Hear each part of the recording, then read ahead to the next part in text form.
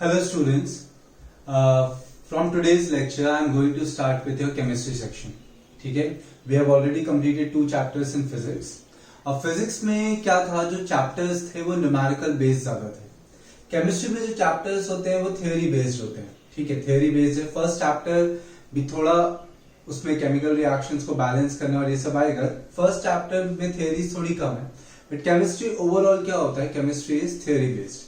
So now before starting chemistry I would like to tell you one thing कि chemistry में maximum students को chemistry में problem होता है कि केमिस्ट्री में उनके मार्क्स स्कोर नहीं हो रहे हैं, केमिस्ट्री में उनको समझ नहीं आ रहा है, केमिस्ट्री उनको पढ़ना बोरिंग लगता है. So what you have to do, you have to always relate the topics of chemistry with day to day life examples. ठीक है, केमिस्ट्री में जो भी टॉपिक्स मैं पढ़ाऊंगा उसको आपको डे टू डे लाइफ में जो आप एग्जांपल्स देखते हो उससे रिलेट करो कि ये टॉपिक है तो ये डे टू डे लाइफ में कहां पे होता है. ठीक है, उससे आप उस कंसेप्ट के बेस को समझ पाओगे. ठीक है, और आपको उसमें रटने की जरूरत नहीं पड़ेगी और ऐसे ही आप केमिस्ट्री अच्छे से पढ़ सकते हो. बट बिफोर स्टार्टिंग केमिस्ट्री कुछ चीजें हैं जो आपको याद होनी चाहिए. तो आज मैं एक ऐसी चीज पहले बताऊंगा जो आपको याद होनी चाहिए. There are many more things which you should remember before starting with chemistry. In 9th standard, you have studied atomic number. आपने मोल कंसेप्ट पढ़ा था, एटॉमिक नंबर पढ़ा था, एटॉमिक मास पढ़ा था. So before starting with 10th chemistry, you all should know the first 30 elements. ठीक है, first 30 elements के नाम सबको याद होने चाहिए. ठीक है, तो केमिस्ट्री का चैप्टर 1 स्टार्ट करने से पहले हम फर्स्ट 30 एलिमेंट्स देखेंगे.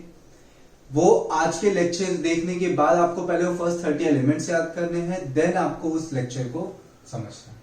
ठीक है, so first of all I am going to make you write the first 30 elements of periodic table.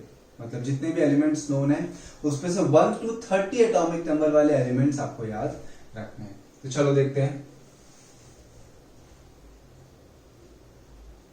Atomic number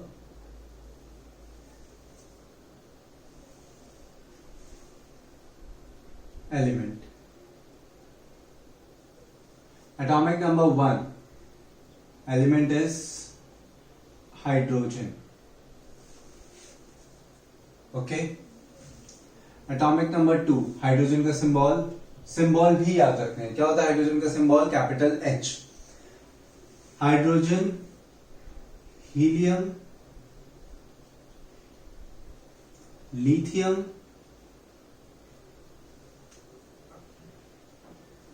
beryllium,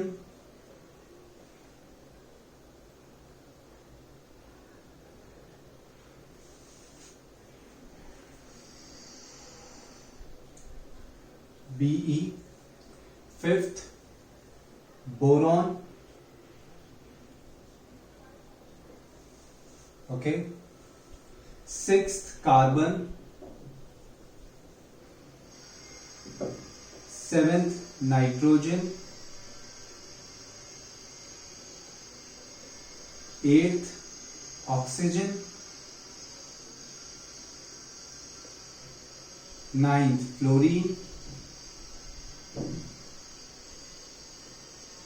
10th neon. Okay.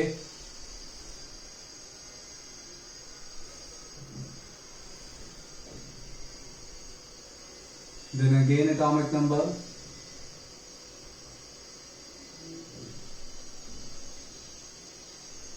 and element.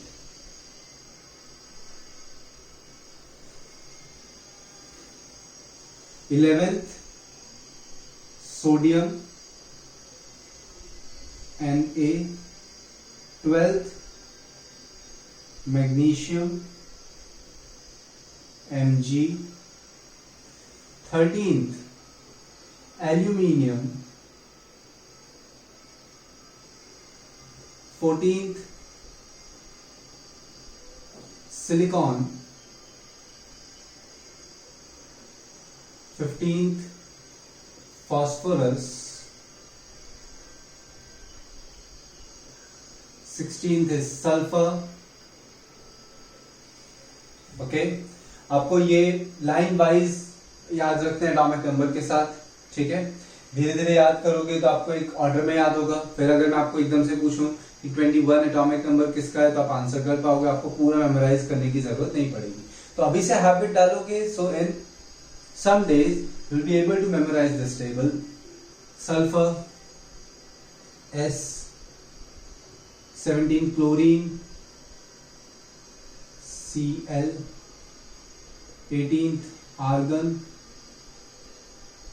Ar, 19th potassium K, 20 calcium Ca, 21 scandium Sc,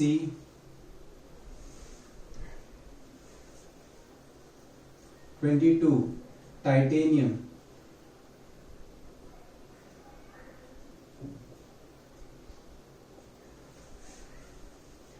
okay, 23 Stv vanadium V, chromium Cr, manganese Mn, iron Fe। Iron का नाम किससे आता है? Ferrous से। तो ferrous से इसका symbol क्या होता है? Fe। 27th MiC, cobalt Co, निकल Ni, यहां पे लिख दे रहा हूं बाकी के। 29th copper Cu and 30 is zinc, Zn. Okay, so you have to memorize all these 30 elements, ठीक है। कि फर्स्ट एटॉमिक नंबर से लेके 30 एटॉमिक नंबर तक सबको सारे एलिमेंट्स पता होने चाहिए। कि suppose if I am saying 26 element कौन सा है, 26 एटॉमिक नंबर किसका है, तो आपका आंसर होना चाहिए आयरन। सोचने की जरूरत नहीं होनी चाहिए। क्लियर?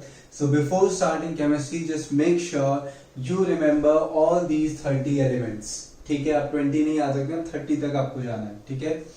सो आपके may be some students might be knowing elements till 20, तो आपको 21 से 30 पे से थोड़ा ध्यान देना है। Okay, so just pause the video over here, write these elements and then we will start with the chapter.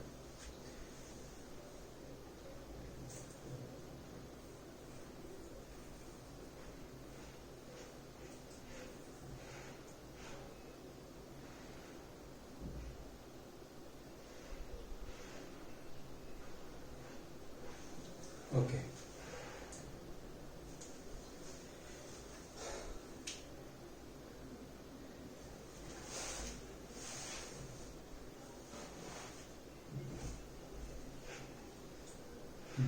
Just a minute. Yes, here's the duster. Okay. I hope everyone has written. So I'm erasing this.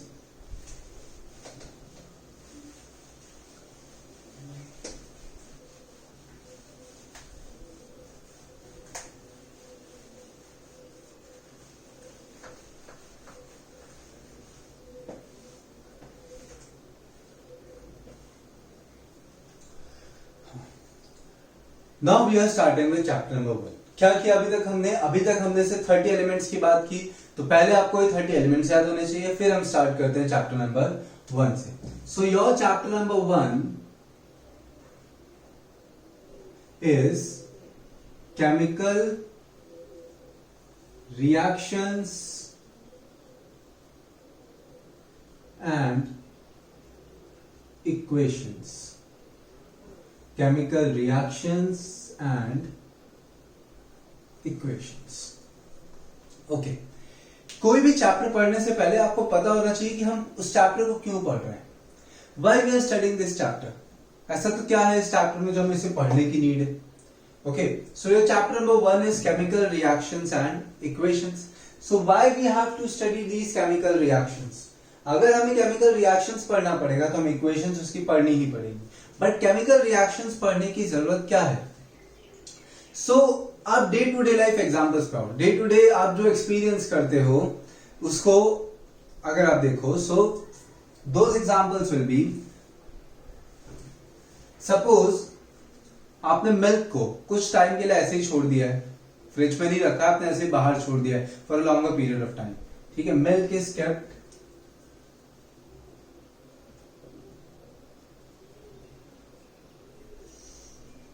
for several hours at room temperature. Milk is kept for several hours at room temperature. ठीक है, अभी हम ये पढ़ रहे हैं कि why we have to study chemical reactions। तो उसका रीजन हम देख रहे हैं कि सपोज आपने मिल्क को बहुत टाइम के लिए आपने रूम टेम्परेचर पे रख दिया। Now what will you notice? आप क्या नोटिस करोगे कि मिल्क का जो अपीयरेंस है वो चेंज होने लगेगा, उसका कलर चेंज होने लगेगा, उसकी स्मेल चेंज होने लगेगी। तो उसके अपीयरेंस में क्यों चेंज आता है? मिल्क क्या होता है, मिल्क में केमिकल रिएक्शन स्टार्ट हो जाते हैं एंजाइम से, ठीक है। हम ऐसा बोलते हैं ना कि दूध फट गया है, फर्मेंट हो गया है, तो वो क्यों होता है? Due to the heat. अगर समर टाइम पे अगर आप मिल्क को काफी टाइम के लिए रख देते हो तो उसमें क्या आते हैं? चेंजेस आते हैं। चेंजेस क्यों आते हैं? क्योंकि अंदर केमिकल रिएक्शंस होते हैं, ठीक है। तो ये एक डे टू डे लाइफ का एग्जांपल है जहां पे केमिकल रिएक्शन हो रहा है। फिर आयरन गेट्स रस्टेड। आपने देखा होगा कि आयरन के कोई भी रॉड है या सपोज कुछ भी है, रेलिंग्स है, उनपे कहीं पे अगर किसी भी साइड पे पेंट नहीं है तो उसपे क्या हो जाता है? रस्ट लग जाता है। तो वो रस्ट लगना भी क्या होता है? एक टाइप का केमिकल रिएक्शन होता है। हम इस चैप्टर में पढ़ेंगे। Rusting of iron is also chemical reaction. Chemical reaction क्या होता है हम बाद में देखते हैं, बट आप देखोगे कि आयरन के अपीयरेंस में चेंज आ गया है, ठीक है। पूरा अपीयरेंस चेंज हो जाता है, आयरन थोड़ा ब्राउनिश हो जाता है, तो वो क्या हो जाता है? रस्ट लग जाता है। फिर एक और day to day life example देखते हैं। Plants prepare their own food. आप ट्रीज पे देखते हो फ्रूट्स आते हैं, वेजिटेबल्स आते हैं, तो plants prepare their own food by process of photosynthesis। तो फोटोसिंथेसिस में भी क्या होता है? एक केमिकल रिएक्शन होता है, ठीक है। केमिकली उसमें चेंजेस आते हैं जिससे फूड प्रिपेयर होता है। सो फोटोसिंथेसिस भी day to day life example है। देन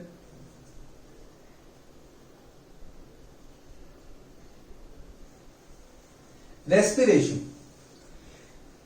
आप बायो में पढ़ोगे 6 चैप्टर में कि रेस्पिरेशन में क्या होता है? ऑक्सीडेशन होता है, ठीक है। हमारा जो फूड होता है वो उसका ऑक्सीडेशन होता है, उसी से हमें एनर्जी मिलती है। आप कितना भी फूड कंज्यूम कर लो, अगर उसका ऑक्सीडेशन नहीं हो रहा है माइटोकॉन्ड्रिया में तो मतलब आपको एनर्जी मिलेगी ही नहीं। सो रेस्पिरेशन में भी क्या होता है? एक टाइप का केमिकल रिएक्शन होता है, ओके। देन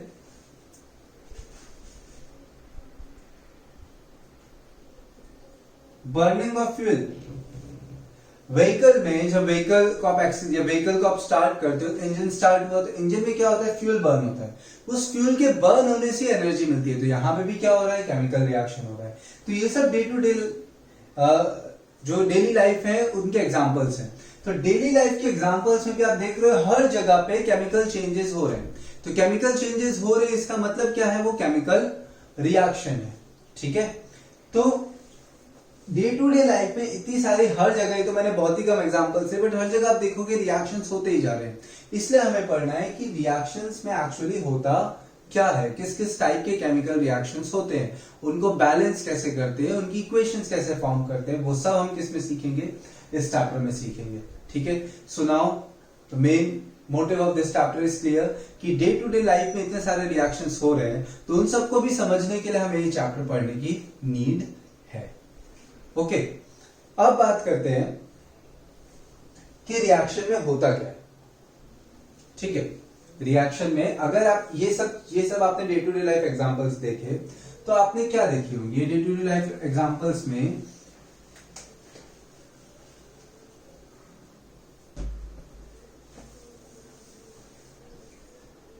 हम कब बोलेंगे कि केमिकल रिएक्शन हुआ है? So when a chemical change occurs when a chemical change occurs, we say that a chemical reaction has taken place. Okay, when a chemical change occurs, we say that a chemical reaction has taken place. तो क्या बोलते हैं, chemical reaction हुआ है या नहीं हुआ है, ये हमें कैसे पता चलेगा? कोई भी जगह पे, कोई भी प्लेस पे, कोई भी सिचुएशन में कहीं पे भी केमिकल रिएक्शन हो रहा है या नहीं हो रहा है, उसके लिए हमें कैसे पता चलेगा? तो उसके लिए हमें ऑब्जर्व करना पड़ेगा उस पर्टिकुलर सिचुएशन को। अगर आप लैब में भी कोई केमिकल रिएक्शन परफॉर्म कर रहे हो तो आपको मेन क्या होता है? ऑब्जर्वेशन होता है। तो ऑब्जर्वेशन से हमें ऐसी तो क्या चीज पता चलेगी जिससे हमें पता चल जाएगी केमिकल रिएक्शन हो रहा है? सो ऑब्जर्वेशंस क्या होती है उसकी?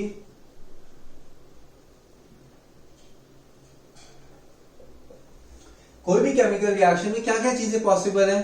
So first is change in state. Change in state possible है, ठीक है, स्टेट चेंज हो सकता है। देन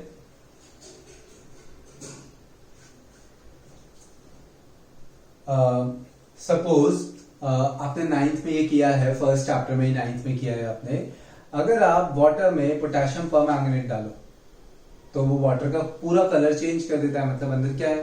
केमिकल रिएक्शन हुआ है। या आपने देखा होगा कि अभी आपने 9th में वो वाले रिएक्शंस आपने पढ़े नहीं है, मेन आपने देखा होगा कि बहुत सारे रिएक्शंस हम करते हैं तो उस पर्टिकुलर सॉल्वेंट का कलर चेंज हो जाता है। तो कलर चेंज से भी हमें क्या पता चलता है कि केमिकल रिएक्शन हुआ है, चेंज इन कलर। फिर एक और आपने डे टू डे लाइफ में एक एग्जांपल देखा होगा कि लाइमस्टोन जो होता है, लाइमस्टोन जो घर पे व्हाइट वॉश के लिए यूज होता है, उसको अगर आप वाटर में डालते हो तो बहुत ज्यादा हीट रिलीज होती है, ठीक है। When limestone is immersed in water, slate lime is produced. So it releases a large amount of heat. तो टेम्परेचर तो एकदम से क्या है, तो नॉर्मल वाटर था, उसमें आपने लाइमस्टोन डाला तो एकदम से टेम्परेचर इंक्रीज हो गया, मतलब अंदर कुछ ना कुछ तो रिएक्शन हुआ। So change in temperature.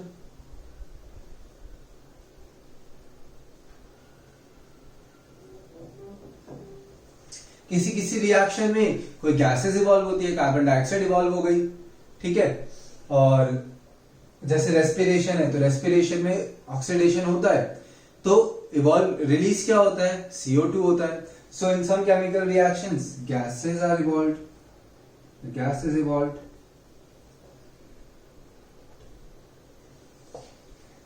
Okay, so by these 4 or 5 observations we can say that a chemical reaction is taking place. हमें कैसे पता चलेगा? Day to day life examples देख के। तो अगर इनमें से कुछ भी हो रहा है तो ऐसा हम बोल सकते हैं कि केमिकल रिएक्शन हो रहा है। हमेशा स्टेट चेंज करने से केमिकल चेंज नहीं होता है। फॉर एग्जांपल आप वाटर को बॉईल करो तो वाटर क्या वेपर स्टेट में चेंज होगा, तो उसके अंदर केमिकल चेंज नहीं हुआ, उसके अंदर क्या चेंज हुआ? फिजिकल चेंज हुआ। ओके, तो वो केमिकल रिएक्शन नहीं बोलेंगे उसे। क्लियर?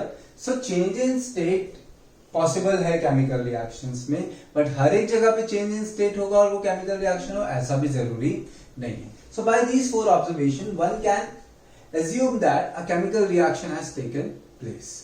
ठीक है, अभी ये बहुत बेसिक बातें चल रही हैं। Okay, so right these points, pause the video and right these points.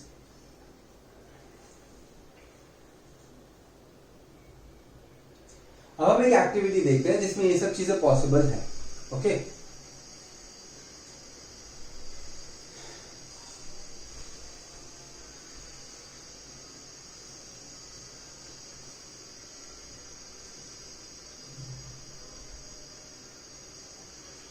I hope everyone has written. I'm erasing this.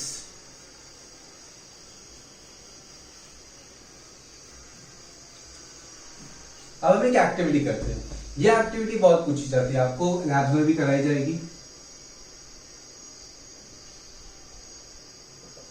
Okay, activity क्या है? You have to take a magnesium ribbon. Magnesium की एक strip आती है, okay, magnesium की एक strip आती है, so you have to take a magnesium ribbon, उसको क्या बोलते हैं, मैग्नीशियम रिबन बोलते हैं, about 2 to 3 centimeter long. You have to take a magnesium ribbon about 2 to 3 centimeter long. Magnesium ribbon जब भी आप लैब में लोगे तो आपको उसको क्लीन करना पड़ेगा, ठीक है। अब क्लीनिंग कैसे करेंगे मैग्नीशियम रिबन की, क्यों क्लीन करना पड़ेगा, क्योंकि सरफेस पे कभी कभी उससे क्या बोलते हैं, सरफेस पे उसके साथ पार्टिकल्स रिएक्ट कर जाते हैं, तो सरफेस को आपको क्लीन करना पड़ेगा जिससे कि वो सिर्फ क्या हो, प्योर मैग्नीशियम हो। सो you have to take a magnesium ribbon about 2 to 3 centimeter long and you have to clean it using a sandpaper. किससे क्लीन करना पड़ेगा आपको, उसको सैंड पेपर से रब करके मैग्नीशियम रिबन आप लैब में क्लीन करोगे। So after this you have to burn the magnesium ribbon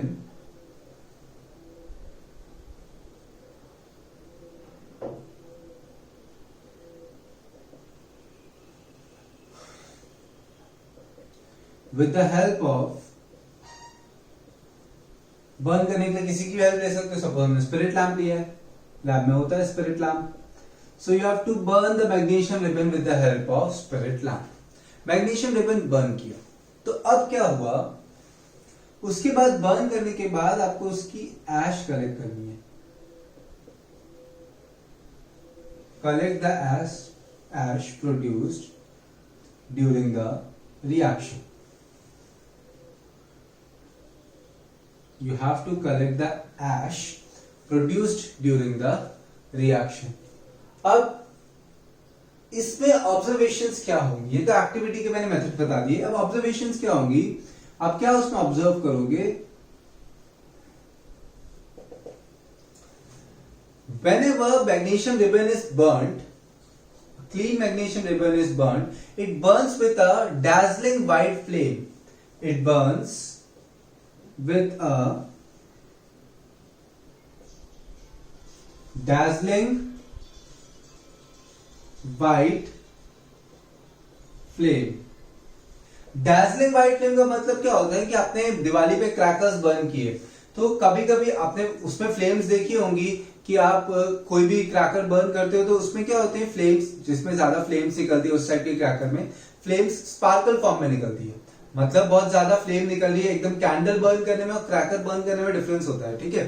तो एक कोई ऐसा क्रैकर लेना है जिसमें से बहुत ज्यादा फ्लेम निकलती हो, तो उसमें आप देखोगे फ्लेम में से स्पार्कलिंग फ्लेम निकलती है, तो उसको बोलते हैं डैज़लिंग या स्पार्कलिंग व्हाइट फ्लेम। फ्लेम का कलर कैसा होता है, व्हाइट होता है। Ash collected, the ash produced in this reaction is white in color. Ash produced in this reaction is white in color. तो ये हमने देखा। अब ऐसा क्यों हुआ कि मैग्नीशियम रिबन हमने लिया, उसको बर्न किया तो व्हाइट डैज़लिंग फ्लेम से बर्न हुई और जो ऐश मिली वो भी white milli.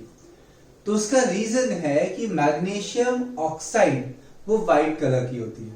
So due to the production of magnesium oxide, due to the production of magnesium oxide, the ash produces white in color and it burns with a dazzling flame। उसकी यही property है कि when magnesium oxide will be produced, ash it will be of white color। तो उसमें जब वो burning हुआ तो वो कैसा हुआ, dazzling white flame से ही हुआ, क्योंकि उस टाइम पे क्या प्रोड्यूस होने लग गया था, क्या प्रोड्यूस हो रहा था, magnesium oxide. Okay, means magnesium ribbon किसमें कन्वर्ट हो गया, मैग्नीशियम ऑक्साइड में। क्लियर, यहां पे क्या हुआ, कलर चेंज भी हुआ, टेम्परेचर चेंज भी हुआ, ठीक है। तो इससे हमें क्या पता चलता है कि यहां पे केमिकल रिएक्शन हुआ है। तो अब पहले इतने पॉइंट्स लिखो, फिर हम इसके कंक्लूजन्स लिखते हैं।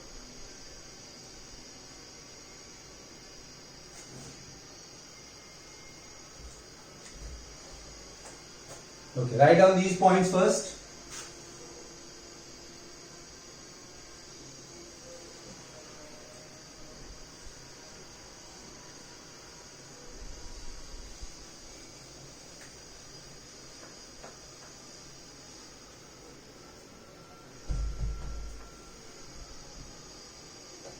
Now last is conclusion. In this activity conclusion. तो कंक्लूजन क्या होगा?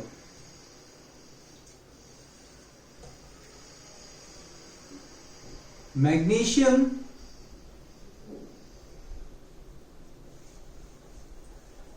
का बर्निंग हुआ. When ever burning is involve, combustion is involve, तो कंबशन को कौन सी गैस सपोर्ट करती है? ऑक्सीजन. तो कंबशन में रिएक्शन किससे होता है? ऑक्सीजन से. तो मैग्नीशियम प्लस ऑक्सीजन, जो बर्निंग हुआ उससे मैग्नीशियम को क्या मिला? ऑक्सीजन मिला. ऑक्सीजन मिला तो उससे क्या प्रोड्यूस हुई? Magnesium oxide. Magnesium oxide. ठीक है. अब magnesium plus oxygen gives magnesium oxide. हम इसके सिंबल्स के फॉर्म में बाद में लिखेंगे. उससे पहले हम बात करते हैं, ये वाला रिएक्शन यहां पे हुआ.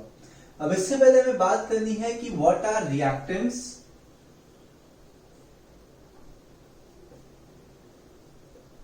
And what are products.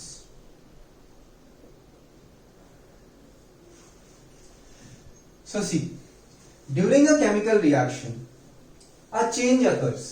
पहले ये मैग्नीशियम था, बाद में किसमें कन्वर्ट हुआ? मैग्नीशियम ऑक्साइड में कन्वर्ट हुआ. So during a chemical reaction, a chemical change occurs. So the substances which undergo chemical change, the substances which undergo chemical change are known as reactants. The substances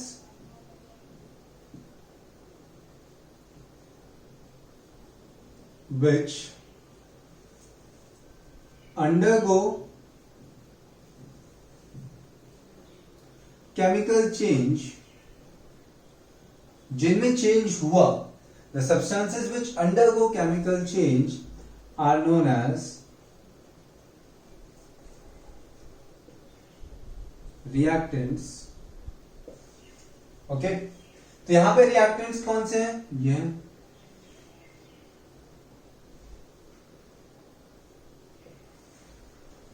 Products.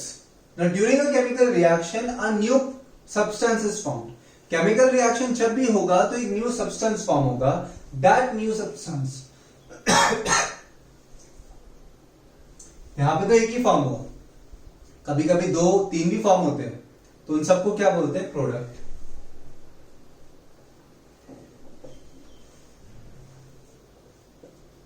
During a chemical reaction,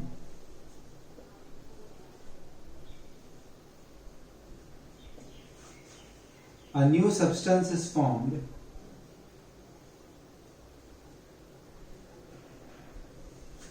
one or more new substances are formed. One or more new substances are formed. These are known as products. एक है तो product, एक से ज्यादा है तो products. Okay. The substances reactant of product का आपको मतलब पता चला. Substances which undergo chemical change are known as reactants, and during a chemical change a new substance is formed and that new substance is known as a product. Okay, so pause the video here, write down this thing.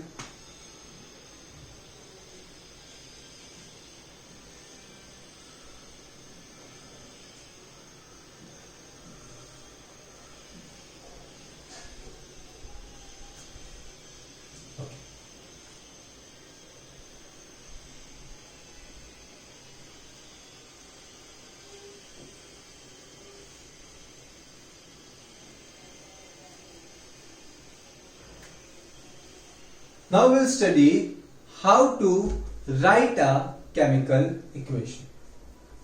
How to write a chemical equation means writing a chemical equation. Sorry.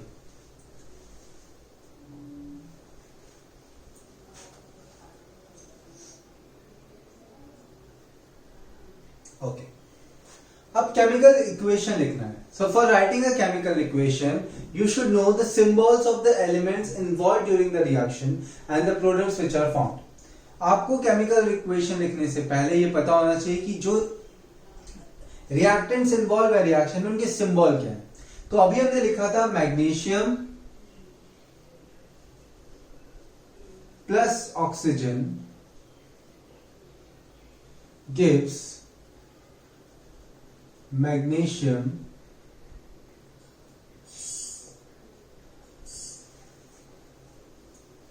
Oxide. तो आपको symbol बताना चाहिए. Magnesium Mg, oxygen का O होता है, but monoatomic oxygen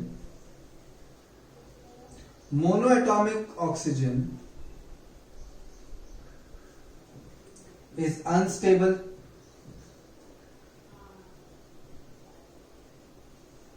monoatomic oxygen मतलब सिर्फ O है, वो अनस्टेबल है. वो कहां पे स्टेबल है? स्ट्रेटोस्फीयर में.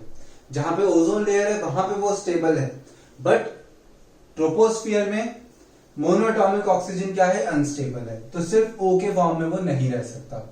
वो किसके फॉर्म में रहता है? O2 के फॉर्म में. क्यों अनस्टेबल है उसका रीजन हम आगे के चैप्टर्स में देखेंगे, अभी नहीं देखेंगे. अभी इतना याद रखो कि it is unstable. So monoatomic oxygen हम नहीं लिख सकते. तो ऑक्सीजन कौन से फॉर्म में स्टेबल है? Diatomic Mg plus O2. अब मैग्नीशियम ऑक्साइड का फॉर्मूला क्या होता है? तो 9th स्टैंडर्ड चैप्टर नंबर 3 में आपने वैलेंसी पढ़ी.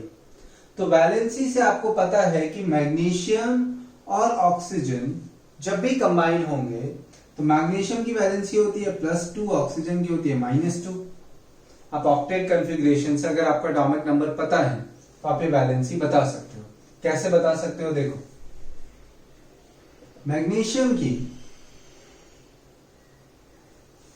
मैग्नीशियम का इलेक्ट्रॉनिक कॉन्फ़िगरेशन क्या हो गया? 282. So for attaining stability, octet configuration means balance orbit, outermost orbit should be completely filled. अब वो गेन करके होता है इजीली या लूज करके होता है, वो उस एलिमेंट पर डिपेंड करता है कि कौन सी चीज ज्यादा इजी है. तो यहाँ पे 6 गेन करना इजी नहीं है, 2 लूज करना इजी है. 2 इलेक्ट्रॉन्स लूज करे. सो whenever electrons are lost, valency is in plus. 2 electrons loose किए तो +2.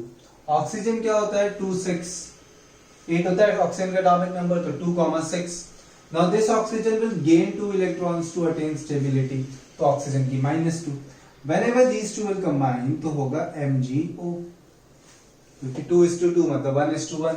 तो यहां पे आएगा MgO. ठीक है, MgO. अब जो कंडीशन है, हर एक रिएक्शन ऐसी तो नहीं हो जाता कि यहाँ पे एक चीज रखी है, यहाँ पे दूसरी चीज रखी है, दोनों आपस में कंबाइन हो गए, रिएक्शन हो गया. ऐसा तो जरूरी नहीं है. हमें कुछ पर्टिकुलर फिजिकल कंडीशंस प्रोवाइड करनी पड़ती है. So those physical conditions are written on the arrow. The physical conditions which we have to provide during for a chemical reaction to take place, those physical conditions are written on the arrow. So हमने क्या provide किया था? Heat.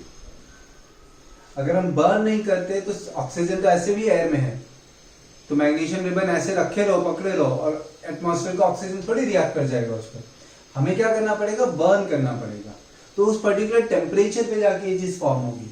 सो condition को कहां पे लिखना होता है? हमेशा एरो पे लिखना होता है. कंडीशन बहुत टाइप की हो सकती है. तो कंडीशंस की एक बार बात कर लेते हैं कि कंडीशंस भी किस किस टाइप की हो सकती है.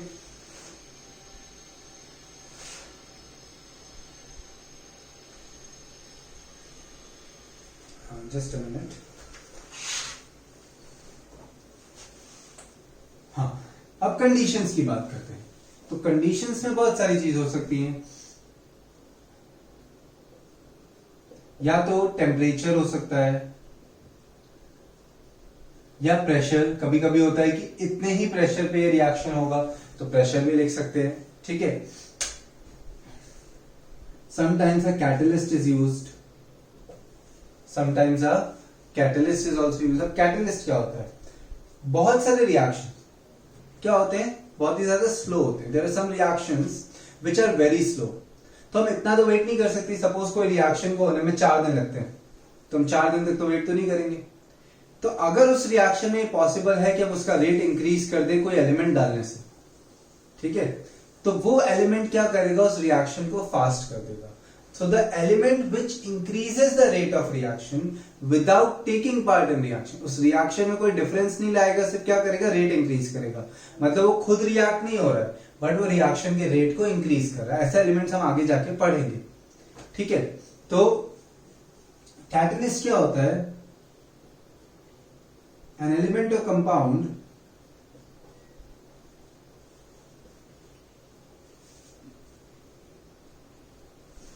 which increases the rate of reaction without taking part in it, without taking part in it. An element of or compound which increases the rate of reaction, उसकी स्पीड को बढ़ा देगा बट रिएक्शन में part नहीं लेगा, उसको क्या बोलते हैं, कैटलिस्ट। तो यहां पे आप इतनी चीजें लिख सकते हो, और भी थोड़ी चीजें आएंगी जो हम आगे पढ़ेंगे, ठीक है। So writing a chemical equation में आपको क्या याद रखना है, symbols.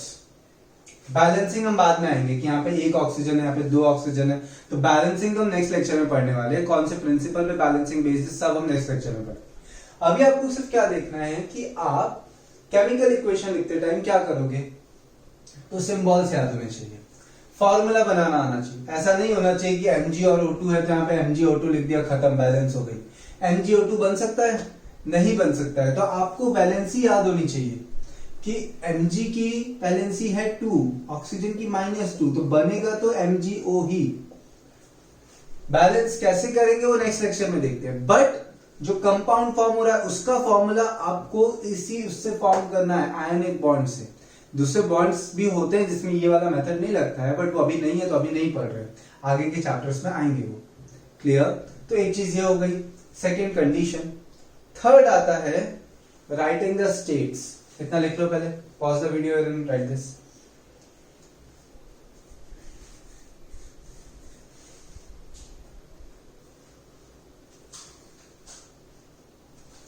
Writing the states of elements.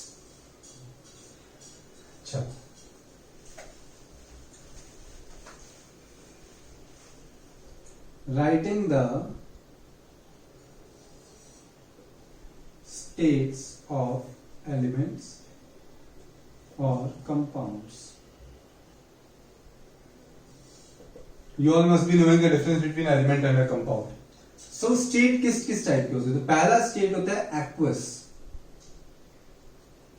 Aqueous का मतलब क्या होता है, किसी भी चीज में वाटर ऐड कर देना, लिक्विड स्टेट नहीं, किसी भी एलिमेंट में वाटर ऐड कर देना। फॉर एग्जाम्पल आपको लेना है सॉल्ट और वाटर, सॉल्ट और वाटर का एक मिक्सचर लेना है, तो हम ऐसे भी लिख सकते हैं, या NaCl के नीचे एक्वस का सिंबल हो। एक्वस का सिंबल क्या है, small a and small q। Aqueous का सिंबल क्या है, स्मॉल a और स्मॉल q। मतलब उस पर्टिकुलर एलिमेंट के साथ, एलिमेंट को हमने किस में लिया हुआ है, वाटर में लिया हुआ है, ठीक है। तो कोई भी पर्टिकुलर एलिमेंट को वाटर के साथ अगर हम लेते हैं, ठीक है, डाइल्यूट करके लेते हैं, वाटर के साथ अगर हम लेते हैं, तो स्टेट को हम क्या बोलते हैं, एक्वस स्टेट। NaCl तो कौन सी स्टेट में था, सॉलिड में। सॉल्ट कौन सी स्टेट में, सॉलिड में, बट हमने उसको पानी के साथ लिया है, सो स्टेट को हम क्या बोलेंगे, NaC, मतलब एक्वस स्टेट बोलेंगे। सो NaCl और नीचे क्या लिखना है, AQ। फिर आपको बाकी की 3 स्टेट्स तो पता ही है, सॉलिड के लिए स्मॉल s, लिक्विड के लिए स्मॉल l, गैस के लिए स्मॉल g। तो आपको कौन सी नई स्टेट पढ़नी है, aqueous. Aqueous means anything mixed with water, any element